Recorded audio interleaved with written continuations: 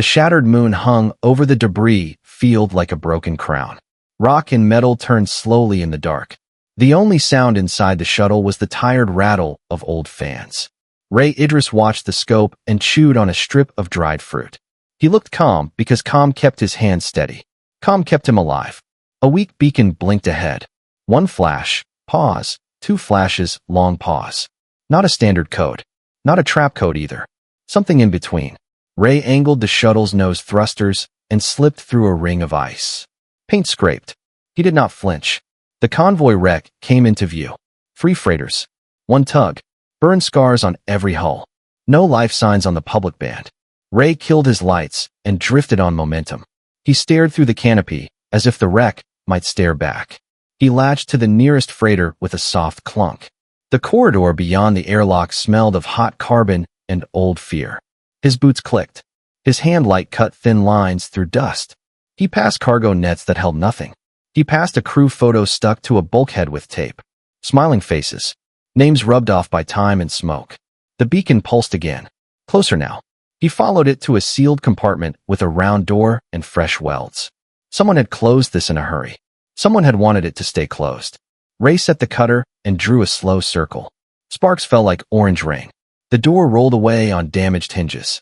Inside sat a chrysalis the size of a person, grown from dark crystal and silver threads. It hummed at the edge of hearing, like a note from a giant tuning fork. The hum matched the beacon. The casing showed no seams, only a faint pattern, like ripples on a pond. Ray's breath fogged his visor. He touched the chrysalis. The hum jumped toward his heartbeat, then settled. "Hello," he said to no one. "You're not cargo." He scanned the wreck again, this time on narrow bands. A new ping answered from deep space. Not a friendly ping. Triangulated. Fast. He knew the signature. Corporate hunters. Their taglines always sounded clean. Their work never was. He looked back at the chrysalis. He looked at the empty corridor. He made a decision with the same plain face he used for everything. He slid the chrysalis onto a mag sled and hauled it to the airlock. It was heavy, but not too heavy. It felt like moving a future he did not yet understand. Back in the cockpit, alarms bloomed red. 3 ships dropped from FTL with knives out. A voice hit his comms, clipped and cold. "Unregistered vessel. Power down and prepare for boarding. Return the crown bearer. This is your only warning." Crown bearer. Ray had never heard that term. He did not need to. The tone told him everything. It meant valuable. It meant dangerous. It meant someone would kill to own it. He eased the throttle. Not up. Sideways. He used the freighter as a shield and pushed into the debris. Hunters lit the dark with rangefinders. Search cones swept like prison lights. Ray breathed slow. He tapped thrusters, 1, 2, like a drummer finding a beat. The shuttle slid between slabs of moon rock, scraped a crate, kissed a broken antenna. He did not curse. He did not speak. A lance of light brushed his tail. The hull shook. He fed power to the belly plates and flipped the ship, belly up to the hunters, nose toward a narrow gap where a glacier shard spun like a slow knife. "Too small," the NAV said. Ray ignored it. The shuttle slipped through with a gasp of paint and pride. "Final warning," the voice said. "Return the crown bearer." Ray cut the main drive. He lit the microburners in a pattern only salvage pilots used. The pattern confused standard targeting. It also set the shuttle on a path no careful person would choose. A thin gravity well hung at the edge of the field, an unstable pocket left by an ancient engine burn. No charts listed it. Ray had marked it years ago and promised himself never to touch it. He touched it now. Space folded like wet paper. The cockpit groaned. The chrysalis in the cargo bay sang a bright, rising note. The hunters tried to match his vector and slid wide. One blinked out. One spun off with broken shields. One kept coming, brave or foolish. The shuttle fell into the gravity pocket and spat out into cold silence. Stars shifted. The debris field was gone. In its place loomed a black shape half buried in a rock, an arc ship, old and sleeping. On his console, a new word appeared, not sent by him and not sent by the ship. It pulsed in a soft, steady rhythm. Myriad. Ray pulled off his gloves. His hands shook now, but only a little. He looked at the stars. He looked at the chrysalis. He smiled the kind of smile that means trouble is here, and so is a chance. "Okay," he said. "Let's see what you are." The shuttle drifted toward the dark shape buried inside the asteroid. Its hull was cracked, ancient, but still whispered power. Across the side of the giant ship, faded letters spelled one word, Myriad. Ray circled it once, careful and quiet.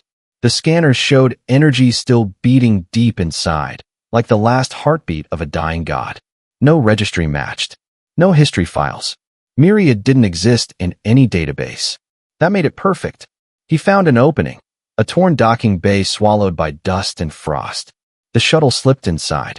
Lights flickered. The engines coughed and went silent. Gravity held, weak but steady. Ray grabbed his helmet and torch. The chrysalis, still pulsing faint blue, floated behind him on magnetic clamps. He stepped into the bay. It was vast, big enough to hide cities. Broken drones floated like ghosts. Rusted banners hung from the ceiling, each showing strange circular symbols, half faded, half burned. Every footstep echoed. The air was thin and old, the kind that hadn't been breathed in centuries. He followed the only corridor that still had emergency strips glowing faint red. They led downward. The ship hummed beneath his boots, alive in ways it shouldn't be. He passed sealed hatches marked with glyphs, part warning, part prayer. He wondered which gods the builders had feared. At the end of the corridor stood a door of black alloy. His scanner said organic traces, weak power source, unknown language. He tapped the surface. The chrysalis behind him answered with a low hum. The door unlocked itself. The chamber beyond was a graveyard of light. Transparent pods lined the walls. Some empty, some holding bodies made of crystal and bone. In the center, a cracked console blinked erratically. Ray brushed off the dust and tapped the control rune. The console lit up. A soft female voice filled the room, synthetic but almost human. Resonance core, dormant. Genetic custodian detected. Identity, incomplete. Ray froze. Not me, he said quickly.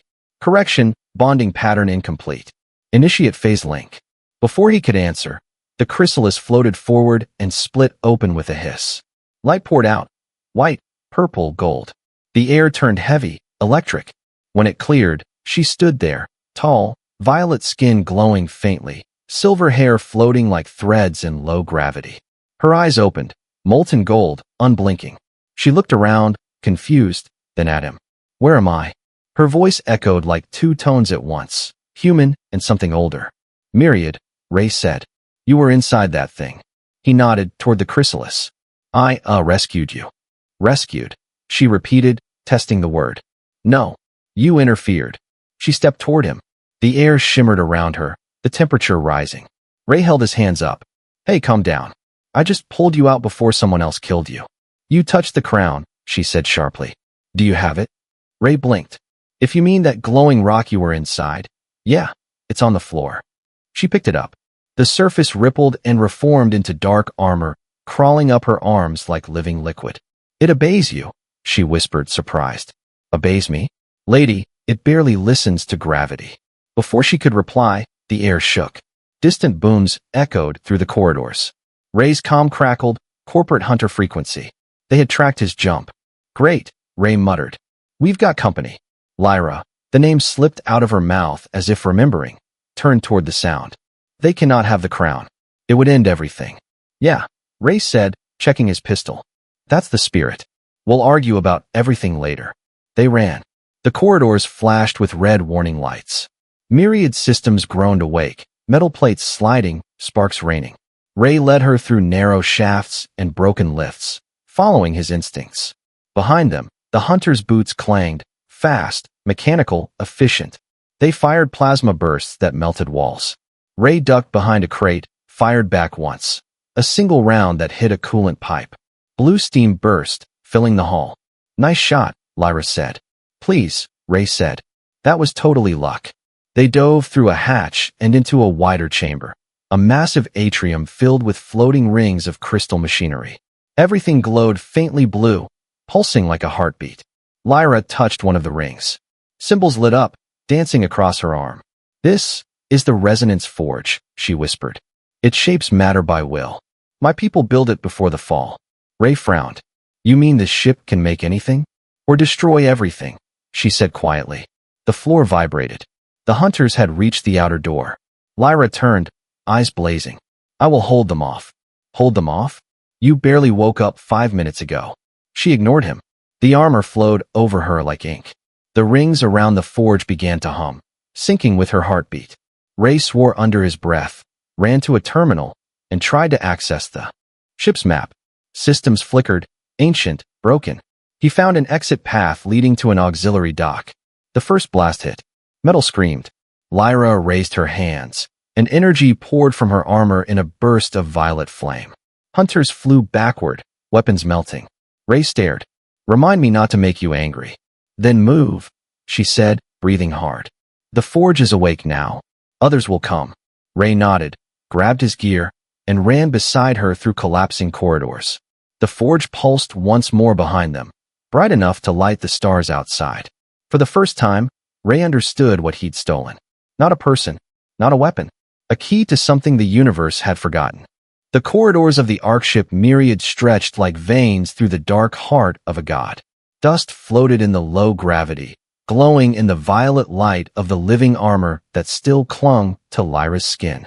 Every sound, every hiss of air, every creak of metal, echoed like a heartbeat.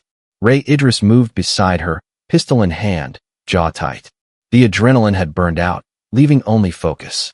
He wasn't sure which was worse, the hunters behind them or the alien beside him who looked like she could tear a man apart with her thoughts.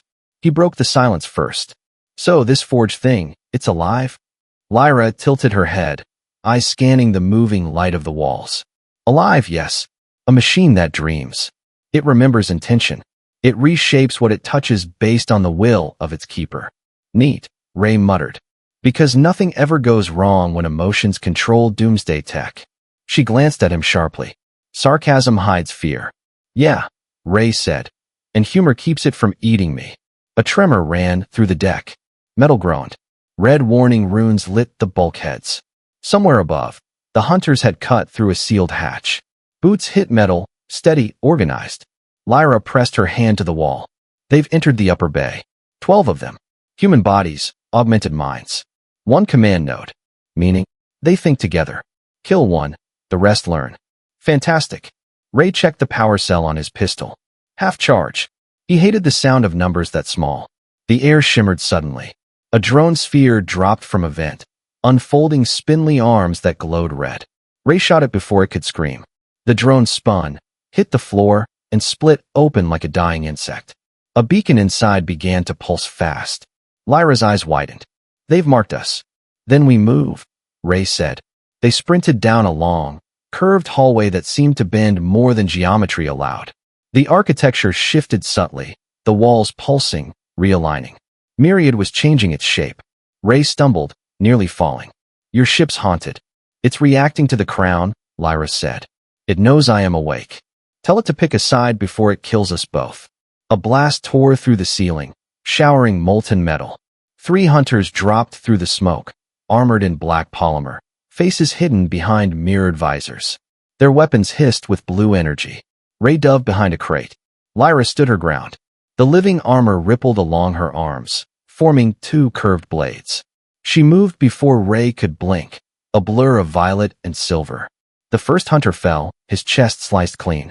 The second fired, and the bolt reflected off her armor, curving back like it had changed its mind.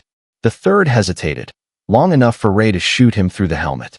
He stood, panting. Remind me never to play cards with you. Lyra's expression didn't change. They were scouts. The real pack comes next. And it did. From the far corridor, lights flickered as more figures emerged. 8 this time, walking in eerie synchronization.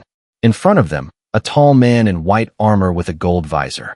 His voice came through the comms like silk soaked in poison. Pilot of the shuttle.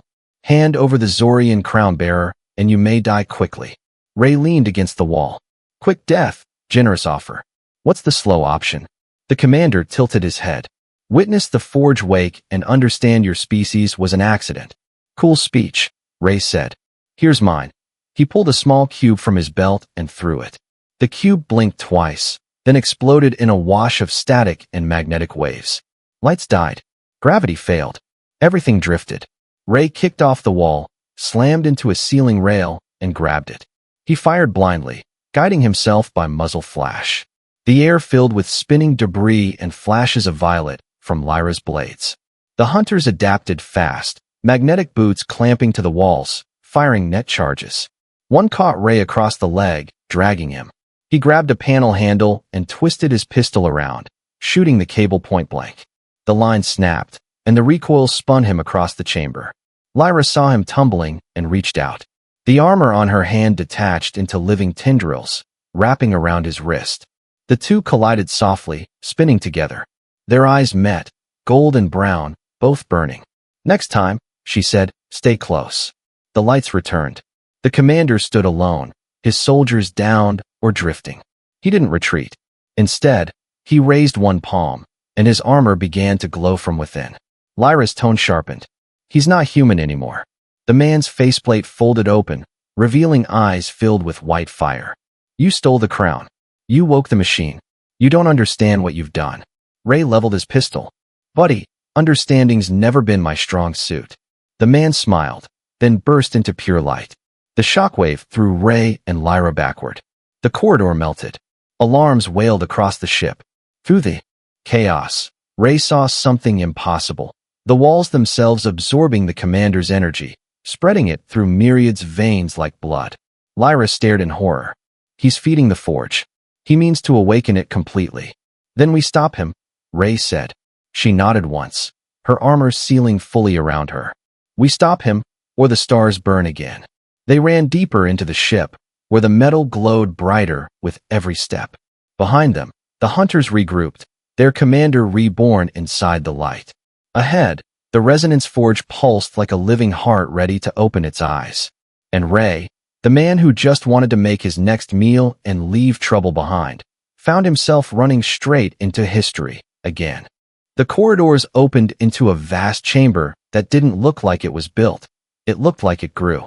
Curved walls of transparent metal pulsed faintly, like the inside of a living creature. Streams of blue-white energy flowed upward in arcs that mimicked veins. The air hummed, resonating with something too deep for human ears. Ray stopped at the edge of a circular platform. His boots made no sound on the glassy floor.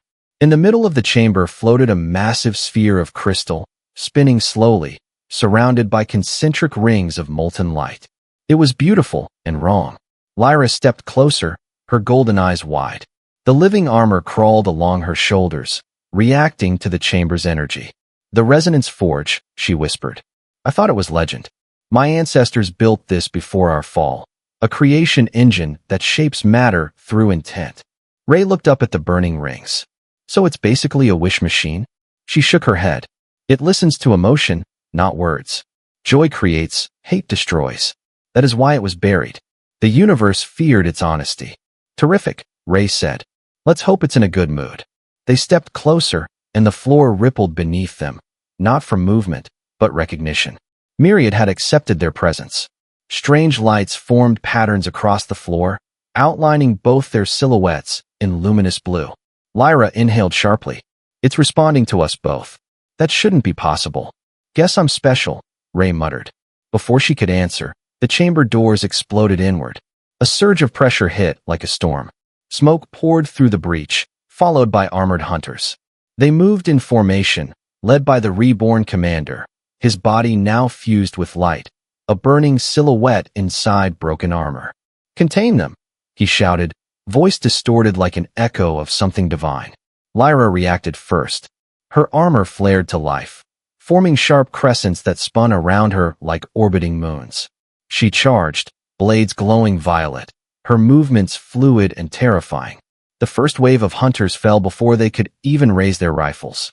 Ray ducked behind a column, firing quick bursts to cover her flank.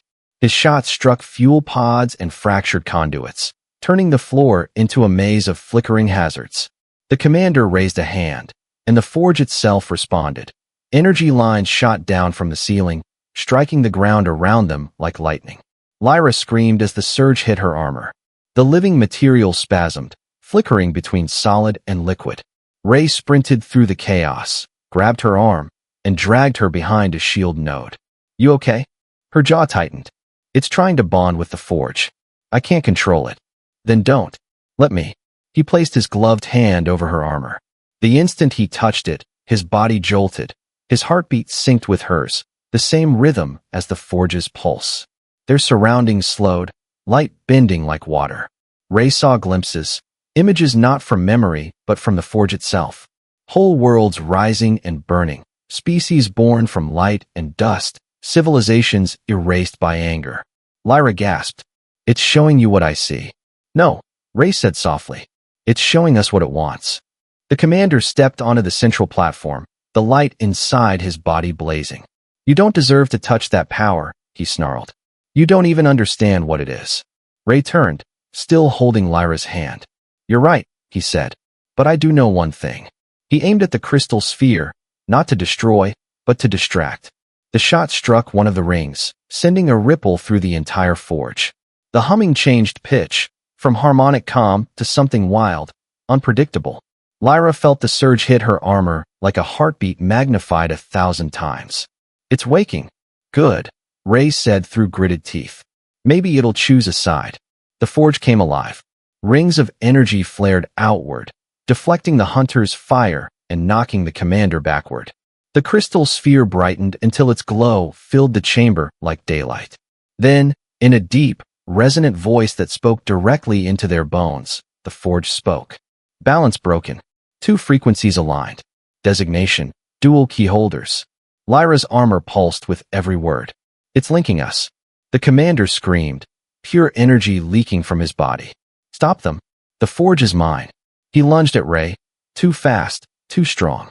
Ray blocked with his forearm, pain flaring white-hot, and slammed a boot into the man's chest. Lyra leaped behind him, her armor forming a spear that pierced through the commander's shoulder. The wound glowed, sealing almost instantly. "Persistent," Ray muttered. Lyra looked at him.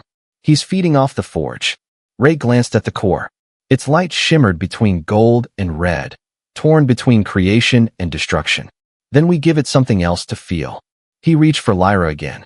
The moment their hands met, the forge's light stabilized, shifting fully to gold. A sound filled the air, not mechanical, not digital, but music, like the echo of a universe being born. The forge answered their combined will, not to kill, but to cleanse. A pulse erupted, rippling through the entire ship. The hunters disintegrated into harmless dust. The commander staggered, screaming, his light dimming to ash. "You fools, you've bound yourselves to it, and now it will never let you go." He collapsed, armor falling silent. Ray caught his breath, staring at the swirling golden core. What did he mean? Lyra looked at their joined hands, their fingers still glowing with the same light as the forge. "It has chosen us," she said quietly. "And when the forge chooses, it never releases its keys." Ray laughed once, dry and low. "So we're married now." Her lips twitched, almost a smile. "In a cosmic sense, yes." He stared at the light spreading across the floor, then at her. "Fantastic. My last relationship ended because I forgot her birthday. This one might end the universe." Lyra looked at him, her eyes gleaming with starlight and warning. "Then we must not fail. The forge has woken. The galaxy will feel it." Outside, deep space rippled. 1,000 dormant machines turned their sensors toward the stars, listening to the song that had not been heard in 1,000,000 years. And far away, something answered back. The forge's echo still rippled through the ship when silence fell. The air shimmered with golden dust, slowly fading into the cracks of the ancient walls. Ray and Lyra stood motionless in the afterglow, their palms still faintly joined by threads of light that pulsed like a shared heartbeat. Then the hum of the myriad changed. It deepened, shifted, became something heavier, a warning. Lyra's eyes flicked upward. Something is coming. The forge called to more than light. Ray wiped the sweat from his face. Define something. Before she could answer, the deck plates began to vibrate. Every monitor across the chamber flickered alive, showing warped readings. Spatial distortion, negative energy density, and a single shape, forming out of nothing, above the ship. At first, it looked like an eclipse, black wings unfolding through layers of dimension, shimmering edges that bent reality like glass underwater. Then the sensors began to scream. "Phase Seraph," Lyra breathed, stepping back. "A guardian of forgotten engines. It hunts awakening forges." The viewports cracked under the pressure as the creature's presence bent gravity itself. Its voice wasn't sound, It was pressure inside their bones. Unauthorized resonance detected, cleansing required. Ray grimaced. Wonderful. The angry space angel's here for customer service. He sprinted toward the command dais, flipping old switches. Systems flickered to life. I can fly this heap. Probably. Lyra's armor reshaped around her shoulders, forming protective fins that glowed faint blue. You pilot. I'll keep its attention. Wait. Keep its attention how? She didn't answer. She stepped forward, opened her palm toward the ceiling, and the crown's energy burst through her like a flare. The seraph reacted instantly. The space around the myriad twisted, folding in waves of silver fire. Ray grabbed the controls as the ship lurched violently. Okay. Bad idea. Worst idea. The seraph's wings unfolded through dimensions, each flap dragging streaks of plasma through reality itself. One strike and half the asteroid belt dissolved into mist. Lyra floated in the command chamber's center, her armor blazing. Its movement follows a rhythm, four-phase pulse. Match it. Ray scanned the displays. The creature wasn't flying in space. It was phasing between states. Each wing beat bent physics for a heartbeat before vanishing. He gritted his teeth. You're saying I need to time a maneuver through physics hiccups? Sure. Why not? He slammed the throttle forward. The myriad's ancient engines roared to life, deep, hungry, and unstable. The ship shot upward into the gravitational storm. Outside, the seraph's wings unfurled again, luminous veins glowing in impossible colors. Each beat tore open slices of space, revealing flashes of other worlds, dead planets, collapsing suns, frozen gods. Ray twisted the myriad sideways through a rippling corridor of broken light. Too slow, Lyra warned. Next phase in 3 seconds. He didn't wait. He reversed thrust, cutting engines, letting momentum drift them into the seraph's shadow. The creature's light flared over the hull like a sun exploding. Ray's teeth rattled. Now, Lyra shouted. He punched full power and dove. The ship plunged through a narrow slit of space-time, between the creature's wings, emerging inside a strange pocket of calm. There, suspended in a web of glowing lines, floated the seraph's heart, a lattice of glass and liquid light. It wasn't beating. It was singing. Ray whispered. That's its anchor point. The phase core. Lyra's armor pulsed, matching the same tone. We can't destroy it. We must change its song. Change it how? By giving it something else to hear. She closed her eyes. Her armor brightened until it was almost painful to look at. Ray felt his pulse align with hers again. The bond the forge had created sparking to life. Without thinking, he opened the ship's comms and rerouted its engine frequency through her resonance field. The ship began to sing. It wasn't music, not exactly. It was the hum of humanity, the rhythm of hearts, storms, laughter, grief. 1,000 echoes of a living race poured into the void. The seraph hesitated. Its wings faltered. Lyra's voice rose above the sound. We are not your enemy. The forge remembers us. We remember it. The seraph's light dimmed. Its glass heart flickered between crimson and white. Ray held the controls steady, guiding the myriad through the chaos. Then the creature screamed, a sound like galaxies tearing apart, and folded in on itself. The light imploded, collapsing into a single streak that vanished into hyperspace. Silence followed. Only the hum of the myriad remained, soft and steady. Ray slumped in his chair. Did we kill it? Lyra shook her head. No, we freed it. The seraph guarded what it feared to lose. It mistook awakening for war. Ray stared at the empty stars ahead. Yeah, that's a mood. He leaned back, hands trembling slightly. So, we just talked a god weapon out of murdering us. Not bad for a day's work. Lyra looked at him. Eyes softer now, golden light fading. You sang, Ray. Machines of old don't hear words. They hear truth. You gave it that. He smiled tiredly. Guess humans are good at making noise. She almost smiled. Noise that changes universes. The myriad floated in silence, its hull glowing faintly gold where the forge's power had passed. Beyond the viewport, the stars realigned themselves, the storm dispersing into quiet constellations. For the first time since awakening the forge, Ray felt a strange peace. But then the console beeped. A new signal. Not from the seraph. Not from the hunters. From far, far away, dozens of sources lighting up across the star map, answering the forge's pulse. Lyra's face went pale. More forges. All of them waking. Ray's grin vanished. Guess the universe just heard us sing. Outside, the stars began to move.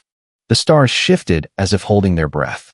One by one, distant systems flared across the myriad's map, each a forge echo, each awakening in answer to the song that Ray and Lyra had unknowingly unleashed. The galaxy itself had stirred, but not everyone heard the call as hope. Some heard it as profit. Ray sat in the pilot's seat, eyes on the nearest beacon, a green signal pulsing from a world named Ilex Prime. Once a thriving, terraforming colony, now a half-abandoned industrial planet owned by the Consortium, the same corporation that had hunted them since the asteroid chase. Lyra's armor glowed faintly as she watched the readings. They've built fortresses around the forge sites, she murmured. Your kind guards what it doesn't understand. Ray leaned forward. Not my kind. Just people with money and bigger guns. She tilted her head. And what are you guarding, Ray Idris? He didn't answer. The hum of the engines filled the silence. The descent through Ilex's atmosphere felt like threading a needle made of lightning. Storms raged over the equator, thick with ionized dust. Through the clouds, Ray saw flashes of the city below, endless metal spires, factory smoke, and the faint blue shimmer of an energy dome protecting the planet's capital. The myriad stealth plating flickered as they entered the lower orbit. Lyra's hand brushed over the controls. Their defenses scanned for technology. The forge's energy signature will draw them. Then we hide it. Ray flipped a switch and rerouted power. The ship's outer hull dimmed, taking on the dull gray of a cargo vessel. We play delivery crew until we're close enough to bite. Lyra frowned. Deception suits you. Thanks, he said. It's a survival skill. Like sarcasm. They landed in the industrial district, between towers that looked like dead giants frozen mid-fall. Smog turned the light orange. Streets below were lined with workers in dull uniforms, eyes blank from exhaustion and fear. Above them floated patrol drones, red lights scanning faces one by one. Lyra hid her glow beneath a long cloak Ray found in the myriad storage hold. She walked with her head down, hands folded. Even concealed, her presence drew stares, not because people recognized her, but because instinct told them she was something more. They reached a checkpoint guarded by 3 Consortium soldiers. Ray handed over forged cargo credentials with a bored expression. Delivery for Sector 7. Replacement filters and cryo coils. The guard scanned the code, looked at Ray, then at Lyra. Your partner doesn't talk much. Ray shrugged. Bad throat. Space cold. The guard chuckled. Yeah, space'll do that. He waved them through. Next, once past the checkpoint, Lyra whispered. You lie without hesitation. Ray smirked. Only when it keeps us breathing. They followed the freight tunnels until they reached a massive shaft descending deep beneath the city. The forge signal pulsed from the bottom, rhythmic, constant, like a buried heart. It's down there, Lyra said. But the energy pattern is wrong. Corrupted. Before Ray could ask, the ceiling shuddered. Sirens wailed across the facility. A mechanical voice boomed from hidden speakers. Containment breach detected. All security units to the resonance core. Guess someone beat us to it, Ray muttered. A blast door slid open across the platform. Out marched armored troops, but not human ones. Sleek exosuits shaped like insects. Their movements too fluid, too synchronized. Lyra's eyes narrowed. Those are not soldiers. They are hollow. What does that mean? Empty vessels, flesh and machine fused, but without souls. The chorus has arrived. Ray frowned. The who? The Consortium chorus, an artificial hive mind controlling every soldier that bears its mark. They were the first to hunt the forges, believing they could rewrite creation itself. Perfect, Ray said dryly. So we're fighting space zombies with Wi-Fi. The tunnel descended into chaos. Ray and Lyra slipped through maintenance ducts, avoiding patrols. Sparks rained from broken pipes. Below them, the central chamber glowed with sickly blue light. At the center, the Ilex forge pulsed, bound in metal cables, surrounded by pylons feeding energy into a single control tower. The chorus's voice echoed through the chamber in 1,000 identical tones. Harvest complete. Secondary forges will follow. Adaptation achieved. Lyra gripped Ray's arm. They're draining it. They're using the forge to power a planetary weapon. Ray scanned the controls on his wrist pad. If we overload their conduit, It'll collapse the feedback loop and fry the system. But it'll also destroy the city. Yeah. Lyra looked at the workers above, their faces reflected in the metallic floor. Then we must redirect it, not destroy it. Ray blinked. You're thinking of using the forge itself? She nodded. It listens to will. Together, we can change its purpose. Again with the together part, Ray muttered, then sighed. Fine. What do I do? She guided him toward a control bridge overlooking the forge. When I signal, open the conduit's resonance gate. Match your heartbeat to mine. The forge will feel us both. Below, the hollow soldiers raised their rifles as alarms blared. Lyra spread her arms, and the living armor unfolded in radiant streams. She leapt from the bridge, landing beside the bound forge. The soldiers opened fire, bolts of plasma scorching the air. Lyra moved through them like a storm, her armor flaring with every strike. Ray hacked the control panel, sweat pouring down his temple. Come on, come on. The resonance gate unlocked with a deep boom. Energy surged through the chamber. The forge screamed, a sound of pain and awakening. Lyra pressed her hands against the crystal core, her voice trembling. Ray, now. He slammed his palm against the console. The Myriad's link reactivated. The golden threads between him and Lyra ignited, stretching through the entire facility like veins of light. The chorus reacted instantly. Unknown interference detected. Counter-adaptation in progress. But the forge shifted tone, no longer cold blue, but brilliant gold. Its pulse synchronized with Ray's heartbeat. He felt it. The workers above, the planet below, the terrified lives caught in the chaos. Lyra felt them too. They didn't channel destruction this time. They channeled mercy. The weaponized forge erupted upward in a wave of light that washed across the city. Drones froze midair. Soldiers collapsed. The chorus screamed through 1,000 mouths as its connection shattered. Then silence. Ray gasped, collapsing to his knees. Please tell me that worked. Lyra landed beside him, armor flickering. It worked. The city lives. He laughed weakly. Good. Because I was about to start charging for heroics. But before either could speak again, every dead screen in the control room flickered on, showing a single face. Smooth, perfect, and emotionless. Impressive, said the chorus through its central avatar. But temporary. You are not the first dual keyholders the forge has chosen. And you will not be the last. Lyra's expression hardened. Then you've met people like us before.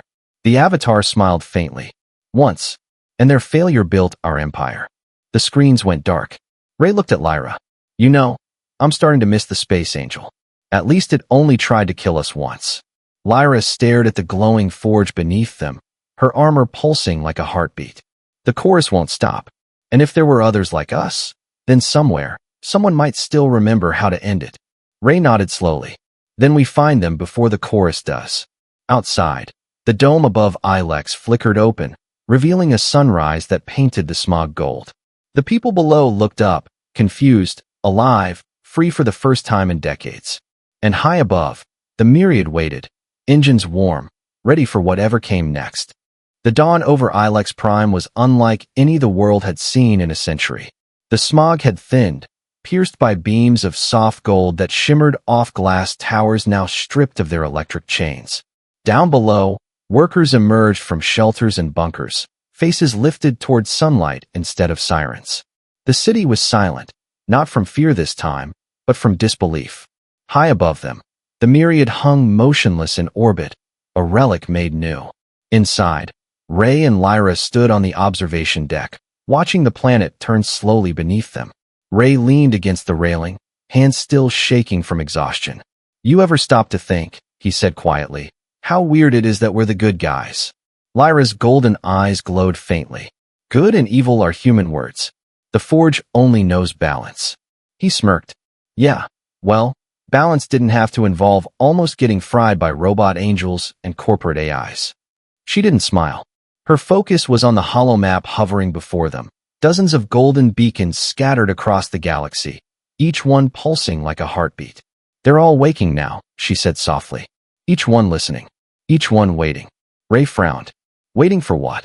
Her gaze flickered toward him. For us. In the silence that followed, the ship's console beeped, a new transmission. Audio only. Distorted, faint, almost drowned in static. To any keyholders, this is Captain Soul Ruin of the Ark Ecliptica. We heard the song. We're alive. Ray's eyebrows shot up. Another survivor?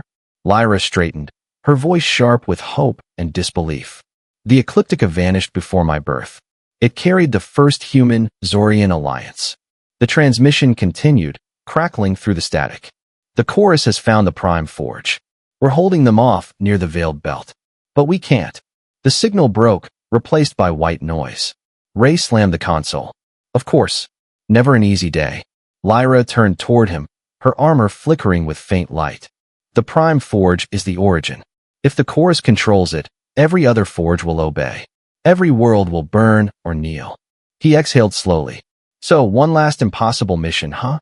Her lips curved slightly. You sound like you're getting used to it. The myriad roared to life again.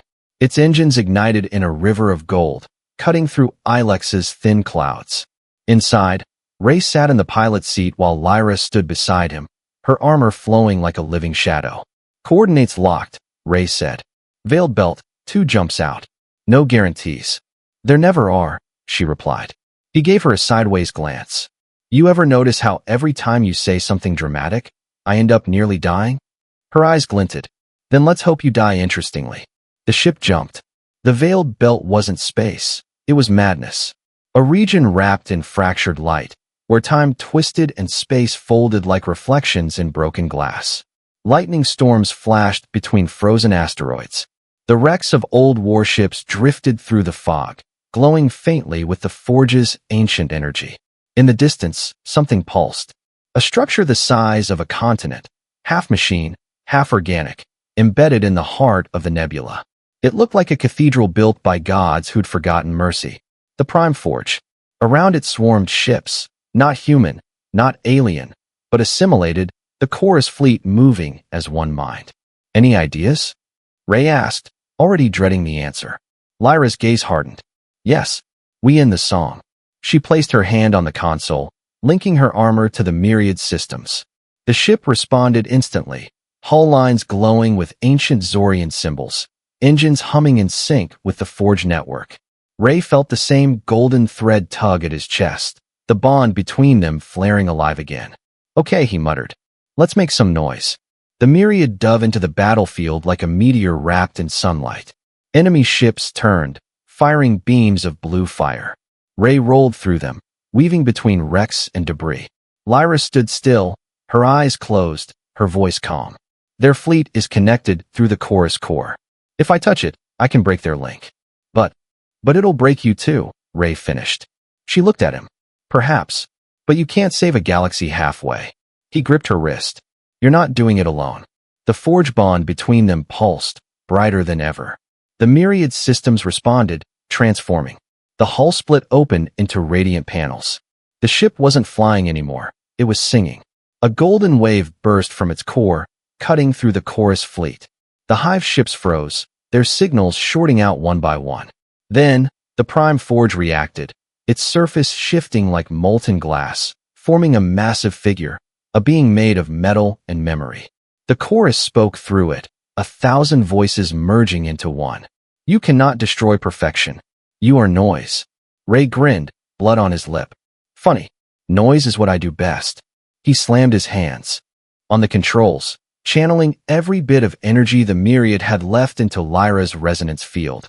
Together, they poured their will into the song, not of destruction, but of defiance. Light filled the nebula. For a heartbeat, the galaxy sang back.